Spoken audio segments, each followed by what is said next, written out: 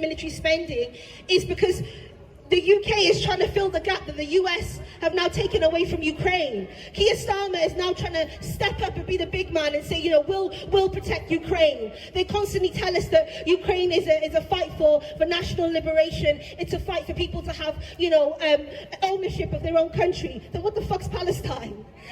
Then what is the difference between Palestine then? I'll tell you what the difference is. It's because the liberation of Palestinian people does not align with the imperialist gains of those in the West.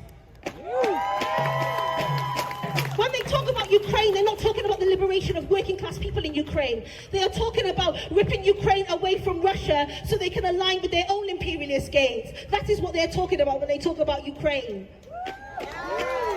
So when we stand here today and we say welfare, not warfare, we need to say that we need to have solidarity with the international working class across the globe. Those in Ukraine, those in Palestine, in Sudan, in Congo. We need to come together and fight for a better world. We cannot sacrifice those across the global south, because once we sacrifice them, we're sacrificing ourselves.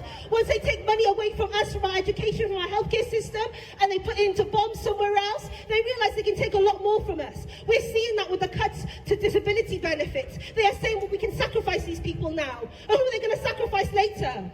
That is why we need to make a stand today, and we need to say that we are not allowing our government to sacrifice anybody. We need to continue to stand against our government, because ultimately, if we want a fairer society, we're going to have to fight for it. If we want our services to be funded, we're going to have to fight for it. It will not be given to us.